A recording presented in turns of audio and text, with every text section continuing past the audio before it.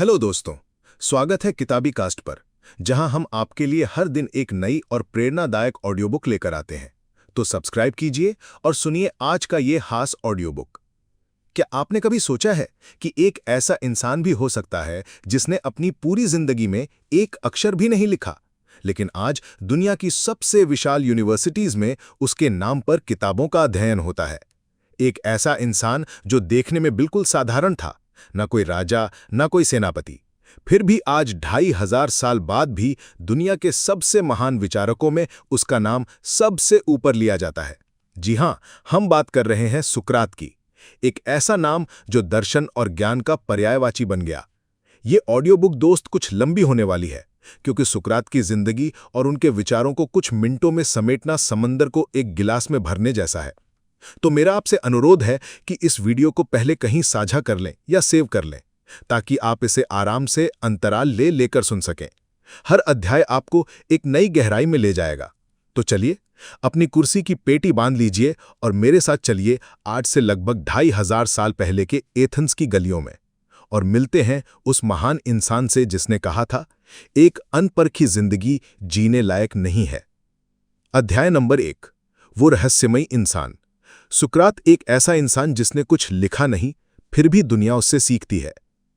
कल्पना कीजिए, आप प्राचीन एथेंस के किसी व्यस्त बाजार में उपस्थित हैं।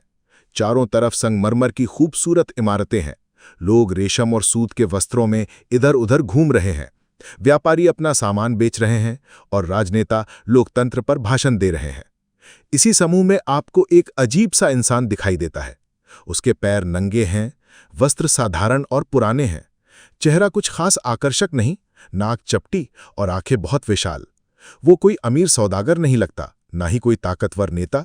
वो बस लोगों के पास जाता है और उनसे बहुत अजीब से सवाल पूछना शुरू कर देता है। वो एक मोची से पूछता है, न्याय क्या है? वो एक सेनापति से पूछता है, हिम्मत क्या होती है? वो एक राजनेता से पूछता है, एक अच्छा नागरिक होने का क्या मतलब है? पहले तो लोग उसे जवाब देने की कोशिश करते हैं, लेकिन उसके सवालों के आगे उनके सारे जवाब खोखले साबित हो जाते हैं। वो इंसान लोगों को ये एहसास दिला देता है कि जिसे वो ज्ञान समझ रहे थे, वो असल में सिर्फ उनकी राय है, उनकी धारणा है, सच नहीं। यही थे सुकरात, एक ऐसा इंसान जिसका काम ही लोगों के ज्ञान के अहंकार पर आघात करना था। सबसे हैरान करने वाली बात यह है कि सुकरात ने खुद कभी कुछ नहीं लिखा, एक भी किताब नहीं, एक भी पत्र नहीं, एक भी पंक्ति नहीं। तो फिर सवाल उठता है कि हम उनके बारे में इतना कुछ कैसे जानते हैं? इसका जवाब उनके शिष्यों में छिपा है, खासतौर पर प्लेटो और जेनोफोन में। प्लेटो, जो खुद एक महान दार्शनिक बने, अपने गुरु सुकरात से इतने प्रभावित थे कि उन्होंने अपनी कई किताबों में सुकरात को ही मुख्य पात्र बनाया। प्लेटो के लिखे हुए डायलॉग्स या संवाद ही वो झरोका है जिनसे हम सुकरात की दुनिया में झांक पाते हैं। लेकिन यहीं पर एक बहुत मुख्य पहेली सामने आ जाती है, जिसे विद्वान द सुक्रेटिक प्रॉब्लम कहते हैं। पहेली यह है कि प्लेटो की बातों में कितना सुकरात है और कितना खुद प्लेटो। क्या प्लेटो ने हूबहू वही लिखा जो सुकरात कहते थे, या उन्होंने अपने गुरु के मुंह से अपने खुद के विचार दुनिया के सामने रखे? ये एक ऐसा सवाल है जिसका कोई पक्का जवाब आज तक नहीं मिल पाया है। ये ऐसा है मानो आप किसी की जीवनी का अध्ययन कर रहे हों जो उसके सबसे मुख्य प्रशंसक ने लिखी हो। जाहिर है उसमें कुछ मिलावट तो होगी ही, लेकिन इस रहस्य के बावजूद एक बात साफ है, सुकरात कोई साधारण इंसान नहीं थे। वो एथेंस के लिए एक गैडफ्लाई थे, एक ऐसी मक्खी जो अश्व को बार बार डंक मारकर उसे सोने नहीं देती, उसे जगाए रखती है। सुकरात एथेंस के समाज को, वहां के लोगों को अपने सवालों से डंक मारते थे, उन्हें उनकी अज्ञानता की नींद से जगाने की कोशिश करते थे। वो कहते थे कि वो सबसे बुद्धिमान इंसान इसलिए हैं क्योंकि वो ये जानते हैं कि वो कुछ नहीं जानते। सोचिए जरा, कितना गहरा आत्मविश्वास होगा उस इंसान में जो भरी सभा में ये स्वीकार कर सके कि मुझे कुछ नहीं पता। आज के दौर में जहां हर कोई खुद को विशेष साबित करने में लगा है, सुकरात का ये फलसफा एक बहुत मुख्य सीख देता है। वो ज्ञान देने का दावा नहीं करते थे, बल्कि वो कहते थे कि वो एक दाई की तरह है जो बच्चे को जन्म नहीं देती बल्कि जन्म देने में मदद करती है। सुकरात भी लोगों के दिमाग में मौजूद विचारों को, सच को बस बाहर लाने में मदद करते थे, अपने सवालों के जरिए। उनकी ये आदत, उनका ये तरीका विशाल ज्ञानियों और नेताओं को चुभने लगा था। जब कोई इंसान आपके सालों पुराने विश्वासों पर सवाल उठाता है तो गुस्सा आना स्वाभाविक है। सुकरात यही कर रहे थे। वो किसी को नीचा दिखाने के लिए सवाल नहीं पूछते थे। उनका मकसद तो बस सच की खोज करना था, एक सामूहिक खोज। वो युवाओं के बीच बहुत लोकप्रिय थे। एथेंस के नौजवान युवक उनके पीछे पीछे घूमते थे, ये देखने के लिए कि कैसे सुकरात अपने सवालों से बड़े बड़े लोगों की बोलती बंद कर देते हैं। ये युवाओं के लिए एक मनोरंजन जैसा था, लेकिन एथेंस के शक्तिशाली लोगों के लिए ये एक खतरा बन गया था। उन्हें लगा कि सुकरात युवाओं को उकसा रहे हैं, उन्हें परंपराओं और देवताओं के खिलाफ कर रहे हैं। उन्हें अपनी सत्ता की नींव हिलती हुई नजर आने लगी थी। एक साधारण सा दिखने वाला, बिना किसी पद और पैसे वाला इंसान सिर्फ अपने दिमाग और अपनी जुबान के दम पर पूरे एथेंस के लिए एक चुनौती बन गया था। तो आखिर एथेंस के इस आम से दिखने वाले इंसान में ऐसा क्या खास था कि उसके दोस्त और दुश्मन दोनों ही उसे भुला नहीं पाए?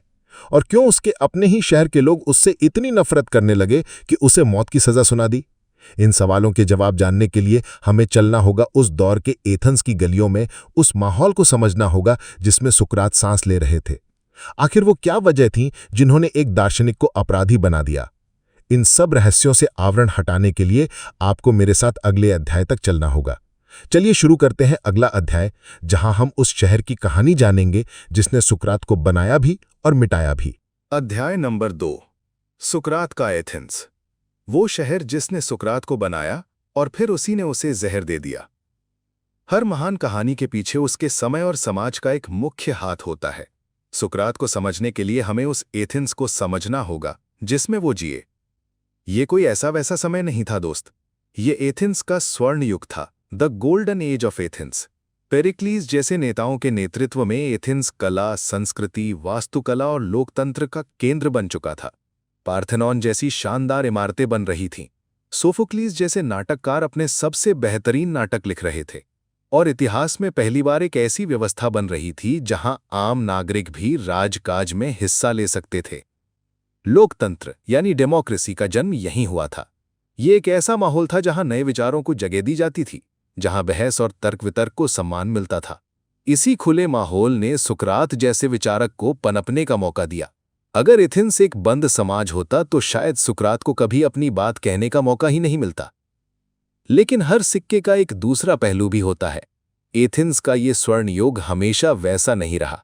सुकरात की जिंदगी में एथेंस ने एक बहुत विनाशकारी युद्ध भी देखा जिसे पेलोपोनेशियन वॉर कहते हैं।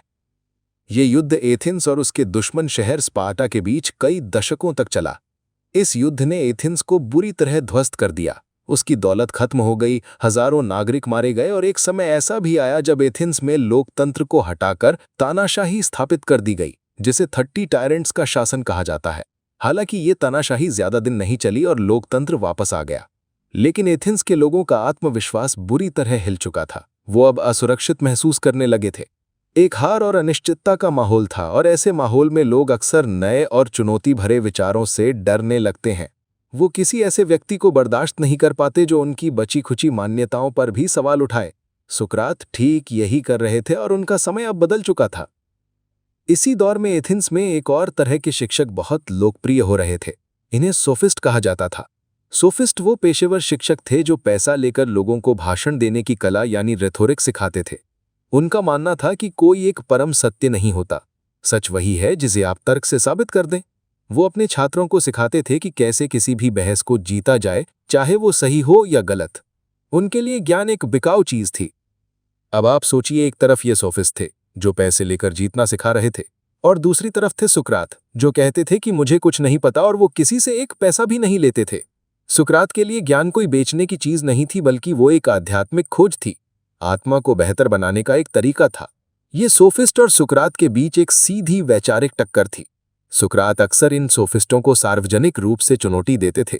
वो उनके पास जाकर उनसे ही पूछने लगते थे कि ज्ञान क्या है या न्याय क्या है, और अपनी सवालों की श्रृंखला से ये साबित कर देते थे कि ये सोफिस्ट जो खुद को ज्ञानी कहते हैं असल में कितने खोखले हैं। इससे सोफिस्टों की प्रतिष्ठा को बहुत धक्का लगता था। उनकी दुकानदारी खतरे में आ गई थी।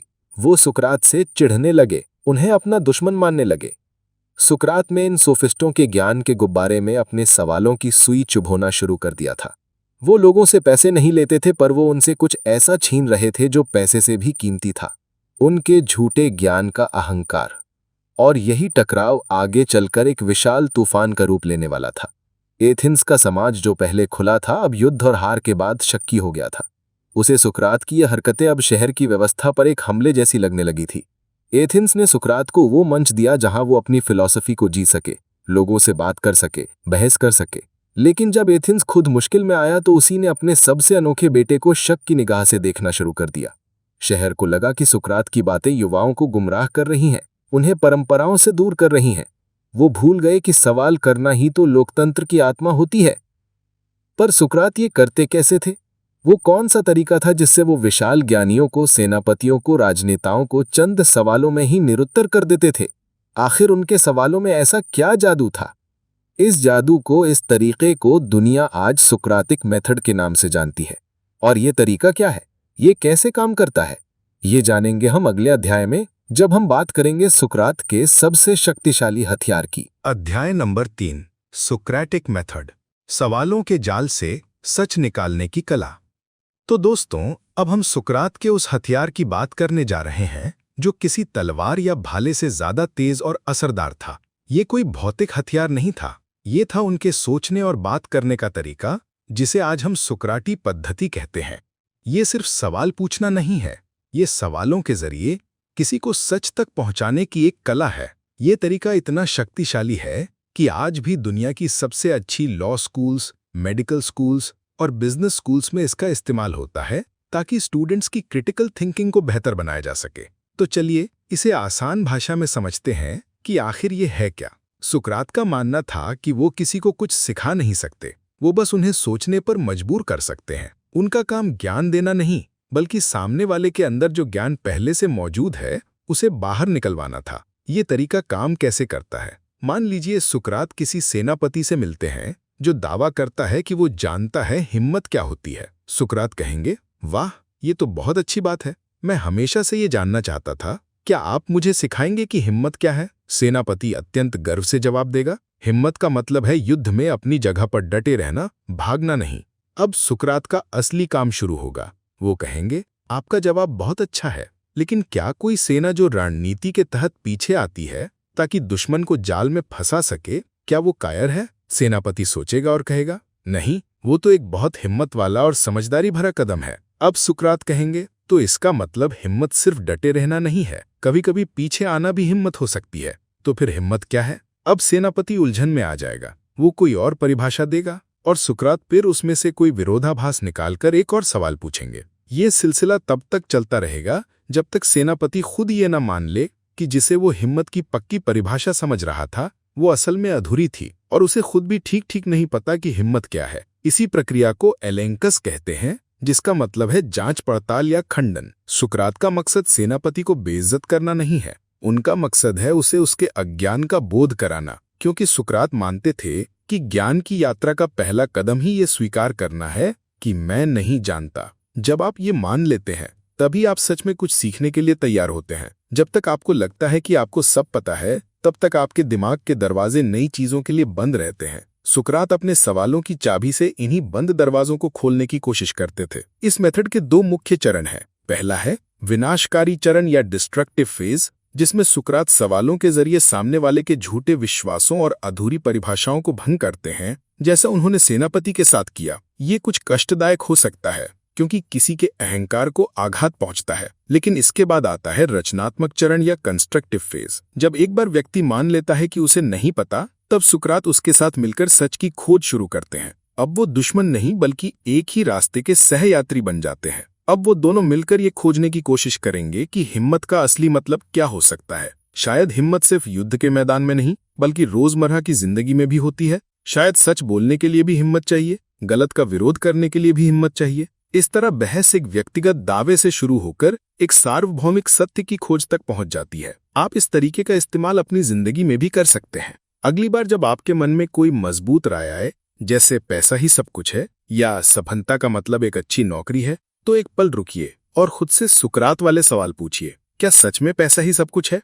क्या प्यार, सेहत, शांति की कोई कीमत नहीं? क्या कोई ऐसा इंसान हो सकता है जिसके पास बहुत पैसा हो पर वो दुखी हो? क्या कोई ऐसा इंसान हो सकता है जिसके पास कम पैसा हो पर वो बहुत खुश हो? जब आप खुद से ये सवाल पूछेंगे तो आप पाएंगे कि आपकी शुरुआती राय कितनी सरल और अधूरी थी। आप खुद को बेहतर तरीके से समझ पाएंगे। यही सॉक्रेटिक मेथड का जादू है। ये आपको बाहरी दुनिया के साथ साथ आपकी अपनी भीतरी दुनिया की यात्रा कराता है। पर सुकरात सिर्फ तरीकों तक सीमित नहीं थे। उन्होंने इस तरीके का इस्तेमाल जीवन के सबसे मुख्य सवाल का जवाब खोजने के लिए किया। वो सवाल क्या था? वो था, एक अच्छी जिंदगी क्या है? और इसी खोज में उन्होंने एक ऐसा वाक्य कहा जो आज भी अमर है, the unexamined life is not worth living. इस एक वाक्य में क्या गहरा राज छिपा है? क्यों एक अनपरखी जिंदगी जीने लायक नहीं है? इस गहरे समंदर में गोता लगाने के लिए आपको अगले अध्याय का इंतजार करना होगा। अध्याय नंबर 4, एक अनपरखी जिंदगी।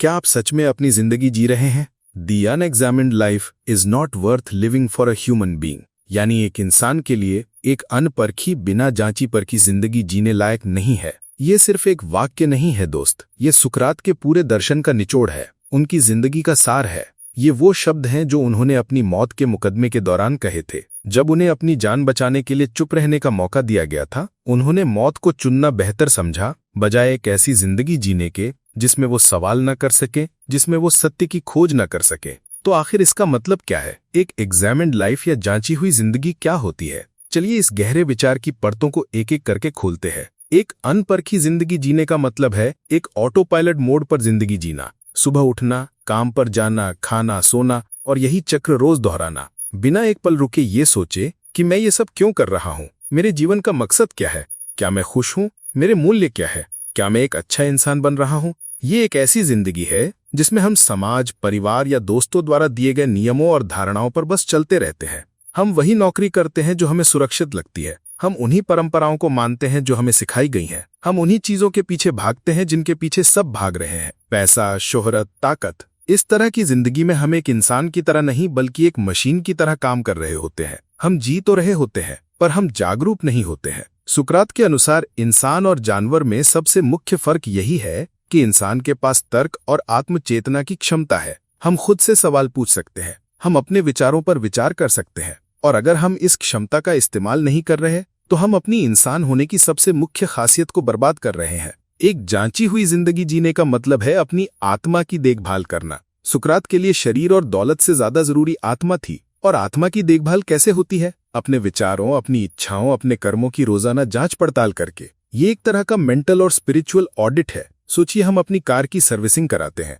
अपने शरीर का मेडिकल चेकअप कराते हैं, लेकिन हम अपनी आत्मा, अपने मन की सर्विसिंग कितनी बार कराते हैं? सुकरात हमें यही करने के लिए कह रहे हैं। ये प्रक्रिया आसान नहीं है। जब आप अपनी जिंदगी को परखना शुरू करते हैं तो आपको कई ऐसी चीजें मिलती हैं जो आपको पसंद नहीं आएंगी। आपको अपनी कमजोरियां दिखेंगी, अपने डर दिखेंगे, अपनी गलतियां दिखेंगी। ये आईने में अपने आप को बिना किसी मेकअप के देखने जैसा है। ये असहज हो सकता है। शायद इसीलिए ज्यादातर लोग एक अनपरखी जिंदगी जीना पसंद करते हैं, क्योंकि वो इस असहज सच का सामना नहीं करना चाहते। लेकिन सुकरात कहते हैं कि इसी प्रक्रिया से गुजर कर ही आप एक बेहतर, ज्यादा गुणी और ज्यादा सच्ची जिंदगी जी सकते हैं। जब तक आप अपनी बीमारी को जानेंगे नहीं, तब तक आप उसका इलाज कैसे करेंगे? तो आप अपनी जिंदगी को कैसे परख सकते हैं? इसकी शुरुआत छोटे छोटे सवालों से होती है। आप जो भी काम करते हैं खुद से पूछिए, मैं ये क्यों कर रहा हूँ? आप जिन चीजों में विश्वास करते हैं खुद से पूछिए, क्या मेरे पास इस विश्वास का कोई मजबूत आधार है या मैंने बस इसे मान लिया है? अपने रिश्तों को परखिए, अपनी आदतों को परखिए, अपने सपनों को परखिए। क्या आपके सपने सच में आपके हैं या समाज ने आपके ऊपर थोप दिए हैं? क्या आपके रिश्ते आपको एक बेहतर इंसान बना रहे हैं? क्या आपकी आदतें आपको आपके लक्ष्य की तरफ ले जा रही हैं या उससे दूर? क्या आपने कभी रुककर सोचा है कि आपके जीवन के सबसे महत्वपूर्ण मूल्य क्या है? सच्चाई, प्यार, पैसा, न्याय या कुछ और? अगर आपने सोचा है तो कमेंट्स में जरूर बताइए। यही आत्मचिंतन ही सुकरात की नजर में सबसे मुख्य धार्मिक कार्य था। लेकिन जब आप अपनी जिंदगी को परखते हैं तो आपको सही और गलत का पैमाना भी तो चाहिए। सुकरात के लिए वो पैमाना क्या था? वो कैसे तय करते थे कि क्या अच्छा है और क्या बुरा? इसका जवाब उनके एक और क्रांतिकारी विचार में छिपा है, वर्च्यू इज नॉलेज, यानी सद्गुण ही ज्ञान है। ये विचार जितना सरल लगता है उतना ही गहरा है। और ये इतना विवादास्पद क्यों था? क्यों लोग कहते थे कि सुकरात की ये बात असल जिंदगी में लागू नहीं होती? इस गुत्थी को सुलझाने के लिए हमें अगले अध्याय में चलना होगा। अध्याय नंबर 5, सद्गुण ही ज्ञान है। क्या कोई जानबूझकर बुरा हो सकता है? सुकरात का जवाब आपको हैरान कर देगा। अब हम सुकरात के एक ऐसे विचार पर आ गए हैं जो शायद उनका सबसे ज्यादा बहस छिड़ने वाला और सबसे ज्यादा गलत समझा जाने वाला विचार है। ये विचार है वर्च्यू इज नॉलेज, और इसका उल्टा वाइस और ईविल इज इग्नोरेंस, यानी सद्गुण ही ज्ञान है और दुर्गुण या बुराई अज्ञानता है। पहली बार सुनने में ये बात बहुत अजीब लगती है।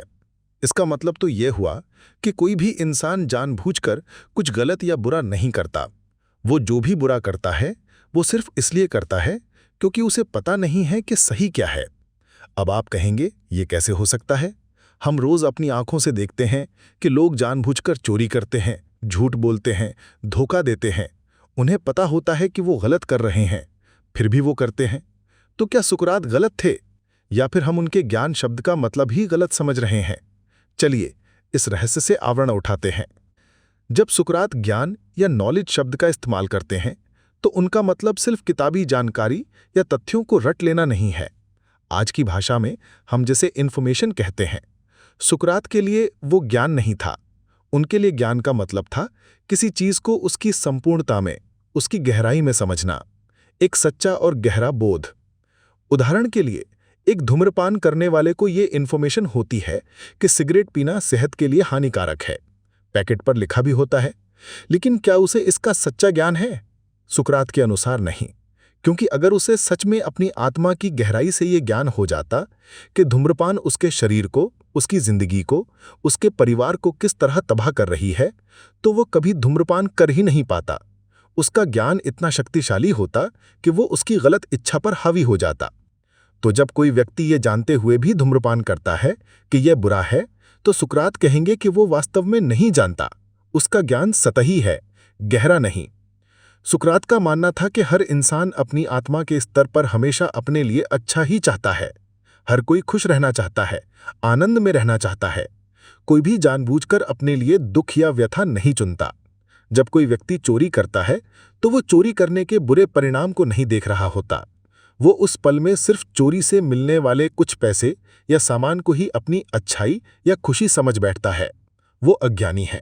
उसे ये नहीं दिख रहा कि इस छोटी सी खुशी के बदले में वो अपनी ईमानदारी, अपनी इज्जत, अपनी मन की शांति और पकड़े जाने पर अपनी आज़ादी खो रहा है, जो कि कहीं ज्यादा मुख्य और स्थायी खुशियां हैं। तो उसने अपने लिए एक बुरा सौदा किया, क्योंकि वो अज्ञानी था। उसे अच्छे और बुरे के बीच का फर्क तो पता था, लेकिन उसे अल्टीमेट गुड या परम अच्छे का ज्ञान नहीं था। इस विचार का एक बहुत गहरा नतीजा निकलता है। अगर बुराई सिर्फ अज्ञानता है तो हमें अपराधियों से नफरत करने के बजाय उन्हें सिखाना चाहिए, उन्हें शिक्षित करना चाहिए। सुकरात के दर्शन में कारागार का मकसद सजा देना नहीं बल्कि सुधारना होना चाहिए। एक अपराधी कोई शैतान नहीं है, वो बस एक ऐसा इंसान है जिसकी आत्मा बीमार है, जो अज्ञान के अंधेरे में भटक गया है। उसे रोशनी दिखाने की जरूरत है, उसे ज्ञान देने की जरूरत है। ये एक बहुत ही मानवीय और क्रांतिकारी विचार है, खासकर उस समय में जब जैसे को तैसे का कानून चलता था। सुकरात कह रहे थे कि हमें लोगों के कर्मों से नहीं बल्कि उनके अज्ञान से संघर्ष करना चाहिए। हमें सिस्टम को ऐसा बनाना चाहिए जो लोगों को गुड़ी बनने में, ज्ञानी बनने में मदद करे। लेकिन इस विचार की आलोचना भी बहुत होती है। अरस्तु, जो प्लेटो के शिष्य थे, उन्होंने भी इस पर सवाल उठाया। उन्होंने एक्रेशिया या इच्छा शक्ति की कमी का कॉन्सेप्ट दिया। उन्होंने कहा कि कई बार ऐसा होता है कि हमें पता होता है कि सही क्या है, लेकिन हमारी इच्छाएं या भावनाएं इतनी हावी हो जाती हैं कि हम खुद को रोक नहीं पाते। जैसे किसी डाइटिंग करने वाले को पता है कि केक खाना गलत है, पर वो खुद को रोक नहीं पाता है। ये एक ऐसी बहस है जो आज भी दर्शन शास्त्र में जिंदा है। क्या बुराई अज्ञानता है या इच्छा शक्ति की कमी? आप क्या सोचते हैं? क्या कोई इंसान जानबूझकर बुराई चुन सकता है? अपनी राय कमेंट्स में जरूर साझा करें। सुकरात का जवाब तो यही था कि अगर किसी को सच में पूरी तरह से ज्ञान हो जाए तो वो कभी गलत रास्ता नहीं चुन सकता। उसका ज्ञान ही उसका मार्गदर्शक बन जाएगा। और यही ज्ञान लोगों को देना, उन्हें उनके अज्ञान से निकालना, सुकरात में अपनी जिंदगी का मिशन बना लिया था। लेकिन जब आप लोगों को बार बार ये बताएंगे कि वो अज्ञानी हैं, तो वो आपसे प्यार तो नहीं करेंगे। सुकरात का यही मिशन उन्हें एथेंस की सत्ता की नजरों में अप्रिय लगने लगा था। वो एक सुधारक थे, लेकिन लोग उन्हें एक उपद्रवी की तरह देखने लगे थे। वो एक गैटफ्लाई बन चुके थे। ये गैटफ्लाई क्या थी और उसने एथेंस के अश्व को कैसे परेशान किया, जानेंगे अगले अध्याय में। अध्याय नंबर 6, एथेंस का गैटफ्लाई, वो आवाज जो सत्ता को चुभने लगी। कल्पना कीजिए एक विशाल, आलसी और मोटे अश्व की, जो अपनी ताकत के बावजूद बस सुस्त रहना चाहता है। और फिर एक छोटी सी मक्खी, एक गैटफ्लाई आती है और उसे बार बार डंक मारती है, उसे परेशान करती है, उसे जागने और दौड़ने पर मजबूर कर देती है। सुकरात ने अपने मुकदमे के दौरान खुद के लिए इसी गैटफ्लाई की उपमा का इस्तेमाल किया था।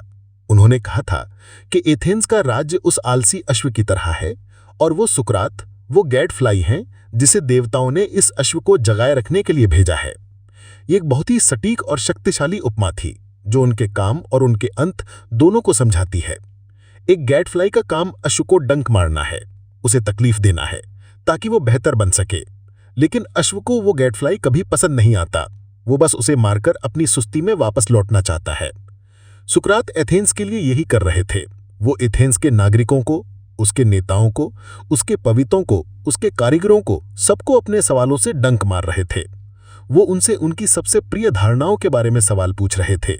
वो उनसे पूछ रहे थे कि जिसे वो न्याय, सुंदरता, सच्चाई कहते हैं, क्या वो सच में उसका मतलब भी जानते हैं? सुकरात का मकसद उन्हें परेशान करना नहीं था। उनका मकसद था एथेंस को नैतिक और बौद्धिक रूप से सुस्त होने से बचाना। वो चाहते थे कि एथेंस के नागरिक सिर्फ नाम के लिए नागरिक न हों, बल्कि वो अपनी जिम्मेदारियों को समझें, अपने मूल्यों को जानें और एक बेहतर समाज बनाने में योगदान दें। वो एक तरह से समाज के कॉन्शियस कीपर यानी अंतरात्मा के रक्षक बन गए थे। लेकिन जैसा कि होता है, जब आप सत्ता पर, स्थापित मान्यताओं पर और लोगों के अहंकार पर सवाल उठाते हैं, तो आप दोस्त कम और दुश्मन ज्यादा बनाते हैं। सुकरात किसी से निजी दुश्मनी नहीं रखते थे, लेकिन उनकी मेथड ही ऐसी थी कि लोग खुद को अपमानित महसूस करने लगते थे। सोचिए, एथेंस का कोई महान राजनेता जो हजारों लोगों के सामने भाषण देता है, जब सुकरात के कुछ सवालों के सामने निरुत्तर हो जाता होगा, और वो भी युवाओं के समूह के सामने, तो उसे कैसा महसूस होता होगा? उसे लगता होगा कि सुकरात में भरी सभा में उसकी इज्जत उतार दी। वो सुकरात से नफरत करने लगता था। सुकरात ने ऐसे कई शक्तिशाली दुश्मन बना लिए थे, राजनेता, कवि और वो सोफिस्ट जिनकी दुकानदारी वो बंद करवा रहे थे। ये लोग मौके की तलाश में थे कि कब सुकरात को रास्ते से हटाया जाए। सुकरात का गैटफ्लाई वाला काम उस समय और ज्यादा खतरनाक हो गया जब एथेंस राजनीतिक रूप से अस्थिर था। पेलोपोनेशियन वॉर में हार और 30 टायरेंट्स के क्रूर शासन ने एथेंस के समाज में एक डर पैदा कर दिया था। लोग किसी भी तरह की आलोचना या सवाल जवाब को अब लोकतंत्र पर हमले के तौर पर देखने लगे थे। उन्हें लगता था कि सुकरात की ये नकारात्मकता, ये हर चीज पर सवाल उठाने की आदत युवाओं को राज्य के प्रति विद्रोही बना रही है। उन्हें डर था कि सुकरात के प्रभाव में आकर युवा पुराने देवताओं और परंपराओं का सम्मान करना त्याग देंगे, जिससे शहर पर देवताओं का प्रकोप बरसेगा। उनका डर निराधार भी नहीं था। सुकरात के कई शिष्य जैसे एल्सीबाइडिस और कृथियास आगे चलकर एथेंस के लिए मुख्य मुसीबत बने थे। हालांकि सुकरात इसके लिए सीधे तौर पर जिम्मेदार नहीं थे, लेकिन उनके दुश्मनों को एक बहाना मिल गया था। उन्होंने कहना शुरू कर दिया, देखो, ये सुकरात के ही सिखाए हुए लोग हैं जो शहर को बर्बाद कर रहे हैं। एक तरफ सुकरात खुद को शहर का सबसे मुख्य हितैषी मानते थे, एक ऐसा डॉक्टर जो कड़वी दवा देकर शहर की बीमारी ठीक करना चाहता है। दूसरी तरफ शहर के शासक और कई आम लोग उन्हें एक बीमारी की तरह देखने लगे थे, एक ऐसा वायरस जो समाज के नियम को खोखला कर रहा है। ये नजरों का फर्क था, इरादों का नहीं। सुकरात का इरादा नेक था, लेकिन उनका तरीका लोगों को चुभता था। वो शहर को जगाना चाहते थे, पर शहर सोना चाहता था। और एक आलसी अश्व अक्सर उस गैटफ्लाई को मार डालता है जो उसे बहुत ज्यादा परेशान करता है। एथेंस भी अब यही करने की तैयारी कर रहा था। सुकरात के खिलाफ एक जाल बुना जा रहा था, एक ऐसा कानूनी जाल जिसमें उन्हें फंसाकर हमेशा के लिए चुप कराया जा सके। लेकिन सुकरात की कहानी सिर्फ उनकी नहीं है, ये उन लोगों की भी है जिन्होंने उन्हें समझा, उन्हें सुना और उनकी बातों को अमर बना दिया। कौन थे ये लोग? कौन थे सुकरात के वो प्रसिद्ध शिष्य जिनकी वजह से आज हम ये सब बातें कर पा रहे हैं? और क्या उन शिष्यों ने सच में सुकरात को वैसा ही दिखाया जैसे वो थे? ये जानने के लिए चलिए अगले अध्याय में, जहां हम मिलेंगे सुकरात के सबसे प्रसिद्ध शागिर्दों से। अध्याय नंबर 7, गुरु ऐसा जिसके शिष्य ने उसे अमर बना दिया। जैसा कि हमने पहले अध्याय में बात की थी, सुकरात ने खुद कुछ नहीं लिखा। उनकी कहानी, उनके विचार हम तक पहुंचे हैं दूसरों के लिखे शब्दों के जरिए। इनमें सबसे महत्वपूर्ण हैं उनके 2 शिष्य ज़ेनोफोन और प्लेटो। अगर ये दोनों ना होते तो शायद सुकरात का नाम इतिहास के पन्नों में कहीं खो गया होता। लेकिन इन दोनों ने अपने गुरु को इतने अलग अलग तरीकों से याद किया कि कभी-कभी लगता है कि वो 2 अलग-अलग सुकरात की बात कर रहे हैं। इन दोनों के नजरिए को समझना बहुत जरूरी है, क्योंकि इसी से हमारी आज की सुकरात की छवि बनी है। पहले बात करते हैं ज़ेनोफोन की। ज़ेनोफोन एक इतिहासकार और सैनिक थे। वो एक बहुत ही व्यावहारिक इंसान थे। उन्होंने सुकरात के बारे में जो कुछ भी लिखा, जैसे मेमोरेबिलिया और एपोलॉजी, वो एक सरल व्यावहारिक सुकरात को दिखाता है। ज़ेनोफोन का सुकरात एक अच्छा नैतिक इंसान है जो युवाओं को अच्छी सलाह देता है, उन्हें अनुशासित जीवन जीने और अपने माता पिता का सम्मान करने की सीख देता है। वो एक तरह से एक पारंपरिक ग्रीक शिक्षक की तरह लगते हैं जो बस लोगों को एक अच्छा नागरिक बनने में मदद कर रहा है। वो अपने लेखों में सुकरात को उन पर लगे आरोपों से बचाने की कोशिश करते हुए दिखते हैं। वो ये साबित करना चाहते हैं कि सुकरात कोई खतरनाक क्रांतिकारी नहीं, बल्कि एक सम्मानित और कानून का पालन करने वाले नागरिक थे। ज़ेनोफोन का सुकरात ज़्यादा ज़मीनी है, ज़्यादा सरल है। लेकिन फिर आते हैं प्लेटो, और यहाँ तस्वीर पूरी तरह बदल जाती है। प्लेटो सिर्फ एक शिष्य नहीं थे, वो खुद एक जीनियस दार्शनिक थे। सुकरात की मौत ने उन पर इतना गहरा असर डाला कि उन्होंने अपनी पूरी जिंदगी अपने गुरु के विचारों को समझने और आगे ले जाने में लगा दी। प्लेटो ने अपनी ज़्यादातर किताबें डायलॉग्स या संवाद की शैली में लिखीं, और इन सभी संवादों का हीरो एक ही है, सुकरात। प्लेटो का सुकरात सिर्फ एक नैतिक उपदेशक नहीं है, वो एक महान मेटाफिजिशियन है, एक ऐसा दार्शनिक जो आत्मा की अमरता, न्याय के असली रूप और फॉर्म्स के सिद्धांत जैसी गहरी और जटिल बातों पर चर्चा करता है। ये एक ऐसा सुकरात है जो ज़ेनोफोन के सुकरात से कहीं ज़्यादा बौद्धिक, कहीं ज़्यादा रहस्यमयी और कहीं ज़्यादा क्रांतिकारी है। अब सवाल ये उठता है कि असली सुकरात कौन था, ज़ेनोफोन वाला सरल शिक्षक या प्लेटो वाला महान दार्शनिक? ज़्यादातर विद्वान मानते हैं कि सच्चाई इन दोनों के बीच में कहीं है। प्लेटो के शुरुआती डायलॉग्स जैसे एपोलॉजी, क्रीटो, यूथिफिरो में जो सुकरात दिखता है, वो शायद असली सुकरात के ज़्यादा करीब है। इन डायलॉग्स में सुकरात वही सवाल जवाब वाली पद्धति का इस्तेमाल करते हैं और कहते हैं कि वो कुछ नहीं जानते। लेकिन प्लेटो के बाद के डायलॉग्स जैसे द रिपब्लिक या फेडो में सुकरात विशाल सिद्धांतों की बात करने लगते हैं, जैसे थ्योरी ऑफ फॉर्म्स। ज़्यादातर विद्वानों का मानना है कि ये प्लेटो के अपने विचार थे जो उन्होंने सम्मानवश अपने गुरु सुकरात के मुंह से कहलवाए थे। प्लेटो ने अपने गुरु को एक पात्र के रूप में इस्तेमाल करके अपनी फिलॉसफी को दुनिया के सामने रखा। तो क्या प्लेटो ने हमें धोखा दिया? नहीं, ऐसा कहना गलत होगा। प्लेटो ने सुकरात के बीज को लेकर उसे एक विशाल वृक्ष बना दिया। उन्होंने सुकरात के सवाल पूछने की भावना को लिया और उसे एक पूरे दार्शनिक सिस्टम में बदल दिया। सुकरात ने जो सवाल उठाए थे, प्लेटो ने उनके जवाब देने की कोशिश की। सुकरात ने दरवाजा दिखाया था, प्लेटो उस दरवाजे से अंदर चले गए। प्लेटो के बिना सुकरात शायद एक दिलचस्प लेकिन मामूली ऐतिहासिक व्यक्ति बनकर रह जाते। प्लेटो ने ही उन्हें वो दार्शनिक कद दिया जिससे वो आज जाने जाते हैं। उन्होंने अपने गुरु को ज्ञान की दुनिया में अमर बना दिया। ये गुरु शिष्य की एक अनोखी कहानी है, जहां शिष्य की महानता ने गुरु की विरासत को हमेशा के लिए सुरक्षित कर लिया। लेकिन प्लेटो के लिए ये सब करने की प्रेरणा कहाँ से आई? ये आई उस त्रासदी से, उस अन्याय से जो उनके गुरु के साथ हुआ था। एथेंस के लोकतंत्र ने अपने ही सबसे महान दार्शनिक के साथ क्या किया?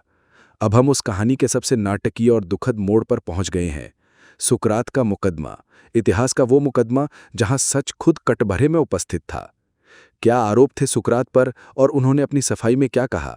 ये जानने के लिए आपको मेरे साथ अगले अध्याय में चलना ही होगा। अध्याय नंबर 8, इतिहास का वो मुकदमा जहां सच खुद कटघरे में उपस्थित था।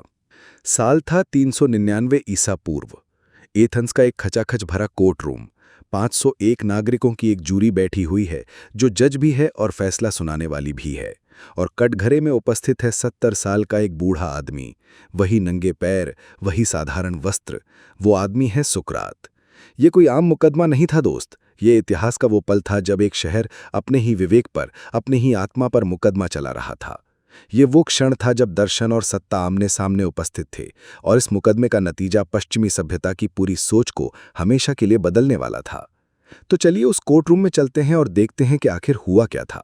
सुकरात पर मुख्य रूप से 2 आरोप लगाए गए थे जो एक मेलिटस नाम के युवक ने दायर किए थे। पहला आरोप था असबेया यानी अधार्मिकता का। इसका मतलब था कि सुकरात शहर के देवताओं को नहीं मानते जिनकी एथेंस पूजा करता था, और वो अपने नए नए देवता गढ़ रहे हैं। ये एक बहुत गंभीर आरोप था, क्योंकि प्राचीन ग्रीस में देवताओं का अपमान पूरे शहर के लिए दुर्भाग्य ला सकता था, ऐसा माना जाता था। दूसरा आरोप और भी ज्यादा खतरनाक था, युवाओं को भ्रष्ट करना। आरोप लगाने वालों का कहना था कि सुकरात अपनी बातों से, अपने सवालों से एथेंस के नौजवानों को उनके माता पिता, समाज और राज्य के खिलाफ उकसा रहे हैं। वो उन्हें परंपराओं पर सवाल उठाना सिखा रहे हैं, जो कि शहर की स्थिरता के लिए एक मुख्य खतरा है। ये आरोप सीधे सीधे सुकरात के पूरे जीवन के काम पर एक हमला था। जब सुकरात ने अपनी सफाई देने की बारी आई तो उन्होंने वो नहीं किया जो एक आम इंसान करता है। उन्होंने दया की भीख नहीं मांगी, अपने रोते बिलखते परिवार को जूरी के सामने उपस्थित नहीं किया, और ना ही उन्होंने अपने ऊपर लगे आरोपों को झूठा साबित करने के लिए कोई कानूनी तर्कों का सहारा लिया। इसके बजाय उन्होंने वही किया जो वो पूरी जिंदगी करते आए थे। उन्होंने दर्शन की बात की, उन्होंने सच की बात की। उनकी ये सफाई आज प्लेटो के लिखे द अपॉलॉजी में अमर है। अपॉलॉजी का मतलब माफी मांगना नहीं होता। इसका ग्रीक में मतलब होता है अपना पक्ष रखना या डिफेंस स्पीच, और सुकरात ने जो पक्ष रखा वो किसी भी तरह से बचाव का नहीं बल्कि चुनौती का था।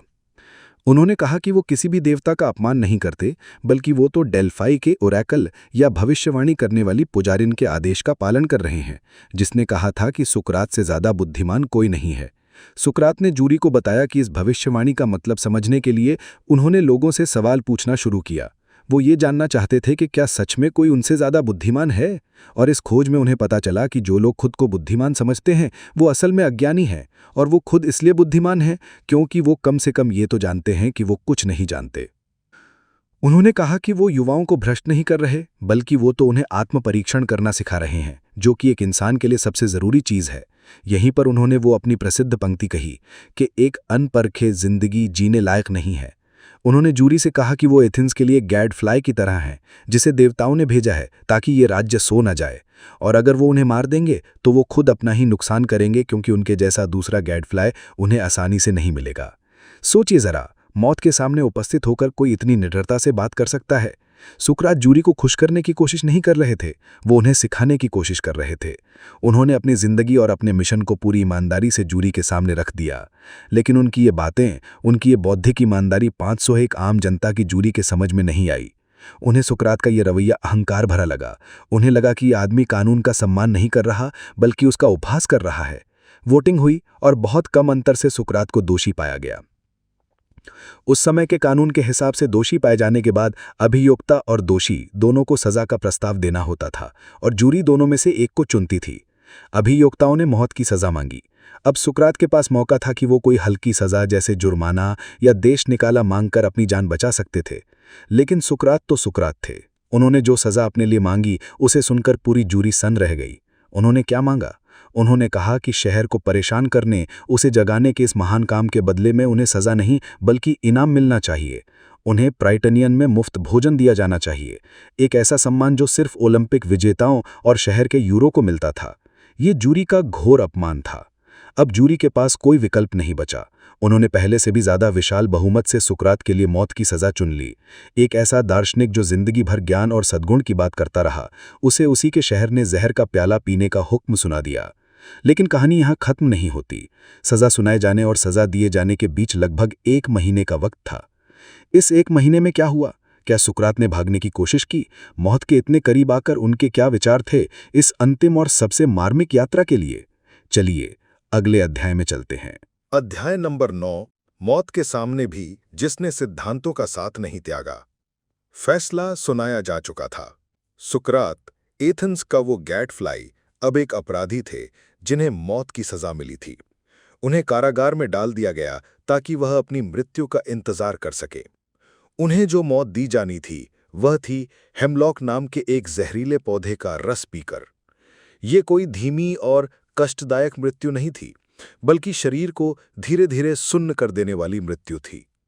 लेकिन सजा मिलने और सजा दिए जाने के बीच 1 महीने का फासला था। ऐसा इसलिए हुआ क्योंकि एथेंस से एक पवित्र जहाज डेलुस द्वीप की यात्रा पर गया हुआ था, और जब तक वह जहाज वापस नहीं आ जाता तब तक शहर में किसी को भी मृत्युदंड नहीं दिया जा सकता था। इस 1 महीने में सुकरात ने कारागार में अपना समय कैसे बिताया? यह उनकी जिंदगी का शायद सबसे महत्वपूर्ण समय था, जहां उनके शब्द नहीं बल्कि उनके कर्म उनकी फिलॉसफी की सबसे मुख्य परीक्षा दे रहे थे। एक सुबह सूरज उगने से पहले सुकरात का एक बहुत ही अमीर और पुराना दोस्त क्रिटो चुपके से उनकी कोठरी में आया। क्रिटो ने सारी तैयारी कर ली थी। उसने कारागार के रक्षकों को रिश्वत दे दी थी और एक जहाज का भी इंतजाम कर लिया था जो सुकरात को एथेंस से दूर किसी दूसरे शहर ले जा सकता था। क्रिटो ने सुकरात से भाग जाने की मिन्नतें की। उसने कई दलीलें दी। उसने कहा, सुकरात, अगर तुम मर गए तो मैं अपना सबसे अच्छा दोस्त खो दूंगा। लोग कहेंगे कि मैं कैसा दोस्त हूं जो पैसे खर्च करके भी अपने दोस्त को नहीं बचा सका। तुम्हारे बच्चे अनाथ हो जाएंगे, उनकी देखभाल कौन करेगा? और सबसे मुख्य बात, तुम अपने शत्रुओं को सफल होने दे रहे हो। वह तो चाहते ही यही है कि तुम मर जाओ। क्रिटो की बातें बहुत भावुक और तर्कसंगत थीं। कोई भी आम इंसान शायद उसकी बात मानकर भाग जाता। लेकिन सुकरात ने जो जवाब दिया वो उनके चरित्र और उनके दर्शन की असली मिसाल है। यह पूरा संवाद प्लेटो ने क्रिटो नाम के अपने डायलॉग में लिखा है। सुकरात ने क्रिटो से कहा, मेरे प्यारे क्रिटो, तुम्हारी चिंता जायज है, लेकिन हमें भावनाओं में बहकर फैसला नहीं लेना चाहिए। हमें तर्क से सोचना चाहिए कि सही काम क्या है। सुकरात ने क्रिटो से कहा, जरा सोचो, अगर मैं यहां से भाग जाता हूं तो मैं क्या संदेश दूंगा?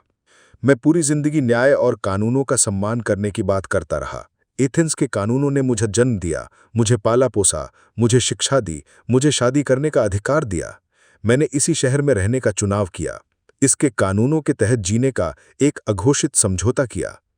आज जब वही कानून मेरे खिलाफ फैसला सुना रहे हैं, भले ही वह फैसला गलत हो, तो क्या मुझे उन्हें भंग करके भाग जाना चाहिए?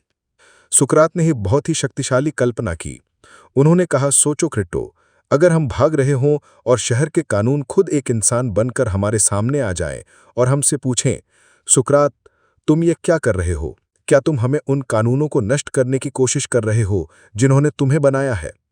क्या एक नागरिक को यह अधिकार है कि वह राज्य के फैसलों को जब चाहे मान ले और जब चाहे भंग कर दे? ऐसा करने से तो पूरा राज्य ही ढह जाएगा।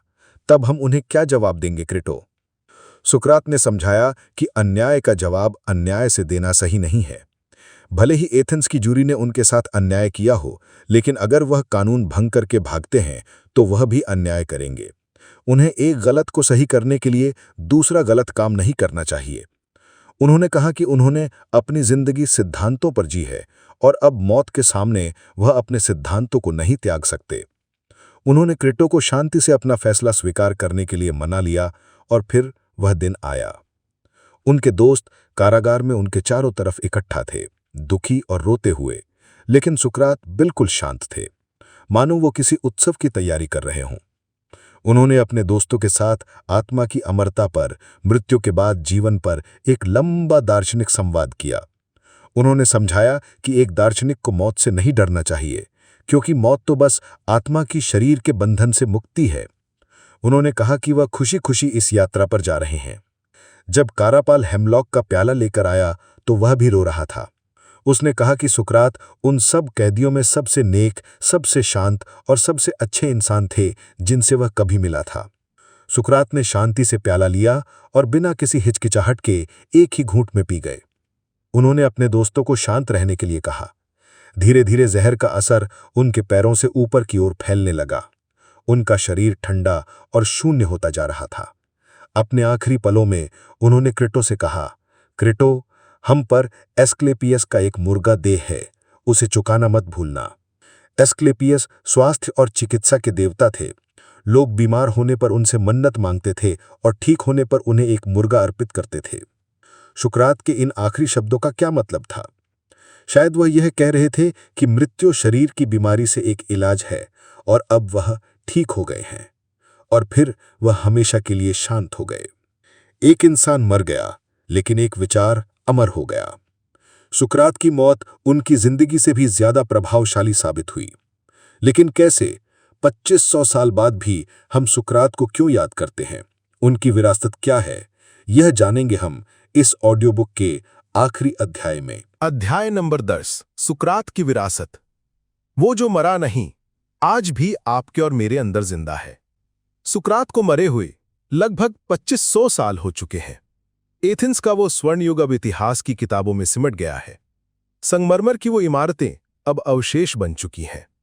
लेकिन सुकरात का नाम, उनके विचार, उनकी सवाल पूछने की हिम्मत आज भी जिंदा है। बल्कि आज के शोर शराबे और सूचनाओं के विस्फोट वाले युग में सुकरात पहले से कहीं ज्यादा प्रासंगिक हो गए हैं। उनकी विरासत सिर्फ दर्शन की भारी भरकम किताबों तक सीमित नहीं है।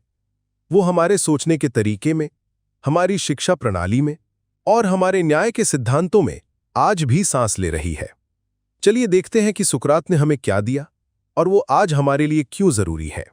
सुकरात की सबसे मुख्य विरासत है क्रिटिकल थिंकिंग यानी आलोचनात्मक सोच की परंपरा। उनसे पहले ज्ञान गुरुओं से शिष्यों तक आता था और उसे बिना सवाल किए मान लिया जाता था। सुकरात ने इस परंपरा को भंग किया। उन्होंने हमें सिखाया कि किसी भी बात को सिर्फ इसलिए मत मानो क्योंकि कोई महान आदमी उसे कह रहा है या वो सदियों से चली आ रही है। उसे तर्क की कसौटी पर कसो, उस पर सवाल उठाओ, उसकी जांच पड़ताल करो।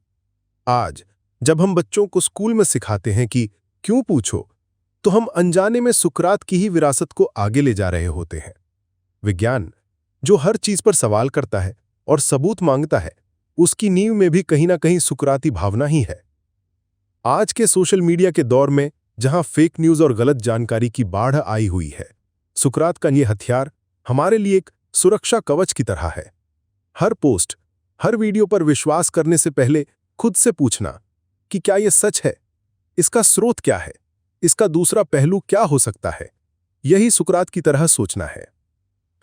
उनकी दूसरी मुख्य विरासत है नैतिकता और आत्मज्ञान का मेल। सुकरात ने हमें बताया कि एक अच्छी जिंदगी जीने के लिए बाहरी सफलता, पैसा या शोहरत जरूरी नहीं है। सबसे जरूरी है अपनी आत्मा की देखभाल करना, खुद को जानना। नो दाई सेल्फ, खुद को जानो, ये उनके दर्शन का केंद्र था। उन्होंने नैतिकता को धर्म के कर्मकांडों से निकालकर व्यक्तिगत विवेक और तर्क का विषय बनाया। अच्छा इंसान बनने के लिए आपको किसी बाहरी शक्ति की जरूरत नहीं है। आपको बस अपने अंदर झांकने, अपने मूल्यों को समझने और उनके अनुसार जीने की जरूरत है। ये विचार आज भी उतना ही शक्तिशाली है। हमारी मानसिक स्वास्थ्य की समस्याएं, तनाव, चिंता, इन सब का एक मुख्य कारण यह भी है कि हम एक अनपरखी जिंदगी जी रहे हैं। हम अपने अंदर की आवाज सुनने के बजाय बाहर के शोर में खो गए हैं। सुकरात हमें रुकने और खुद से मेल करने के लिए कहते हैं। उनकी तीसरी और शायद सबसे साहसी विरासत है बौद्धिक ईमानदारी और अपने सिद्धांतों पर स्थित रहने की हिम्मत। सुकरात चाहते तो अपनी जान बचा सकते थे, वो चुप रहने का वादा कर सकते थे, वो देश त्याग कर जा सकते थे, वो जूरी से माफी मांग सकते थे, लेकिन उन्होंने ऐसा कुछ नहीं किया। उनके लिए एक ऐसी जिंदगी जीने का कोई मतलब नहीं था जो उनके सिद्धांतों के खिलाफ हो। मौत उन्हें मंजूर थी, पर अपने सच के साथ समझौता करना नहीं। ये सिविल डिसोबीडियंस यानी सविनय अवज्ञा का एक महान उदाहरण है। जब मार्टिन लूथर किंग जूनियर या महात्मा गांधी जैसे नेताओं ने अन्यायपूर्ण कानूनों का शांति से विरोध किया, तो उनके संघर्ष में सुकरात की आत्मा भी शामिल थी। सुकरात हमें सिखाते हैं कि सच बोलना और सही के लिए उपस्थित होना कभी कभी बहुत महंगा हो सकता है, लेकिन अंत में यही एक सम्मानजनक मार्ग है। सुकरात ने कोई जवाब नहीं दिए, उन्होंने बस सही सवाल पूछना सिखाया। उन्होंने हमें कोई मंजिल नहीं दिखाई, उन्होंने बस हमें सही मार्ग पर चलना सिखाया। वो एक शिक्षक नहीं, एक प्रेरक थे। वो आज भी जिंदा हैं जब भी कोई पत्रकार सत्ता से मुश्किल सवाल पूछता है, जब भी कोई वैज्ञानिक किसी पुरानी थ्योरी को चुनौती देता है, जब भी कोई दोस्त आपसे पूछता है, यार क्या तू सच में खुश है? और जब भी आप रात को सोने से पहले एक पल रुककर अपने दिन के बारे में सोचते हैं। सुकरात को इंसान नहीं, एक विचार बन गए, एक तरीका बन गए, एक ऐसी मशाल जो हमें अज्ञान के अंधेरे से ज्ञान के प्रकाश की ओर चलने का मार्ग दिखाती है। सुकरात की कहानी यहां खत्म होती है, लेकिन आपकी अपनी जिंदगी की पड़ताल की कहानी यहीं से शुरू हो सकती है। निष्कर्ष, अपने भीतर के सुकरात को कैसे जगाएं? तो दोस्तों, इस लंबी और गहरी यात्रा के अंत में हम आ पहुंचे हैं। हमने सुकरात के साथ प्राचीन एथेंस की गलियों में घूमा, उनके सवालों के तीखेपन को महसूस किया, उनके मुकदमे के तनाव को जिया और उनकी शांत मृत्यु के साक्षी बने। अब सवाल ये उठता है कि इस पूरी कहानी से, इस महान दार्शनिक की जिंदगी से हम अपने लिए क्या लेकर जा सकते हैं?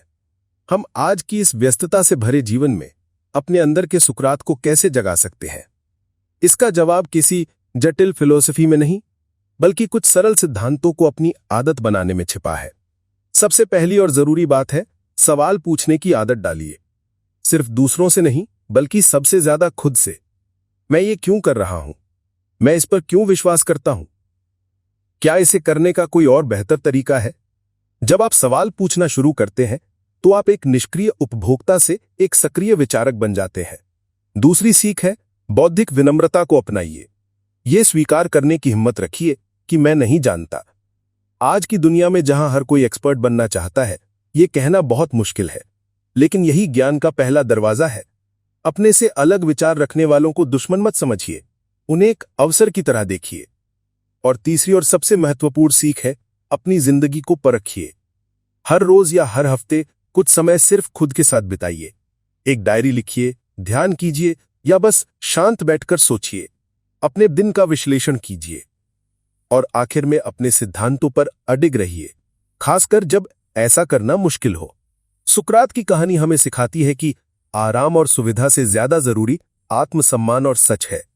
सुकरात बनना आसान नहीं है, इसके लिए साहस, डिसिप्लिन और निरंतर प्रयास की जरूरत है।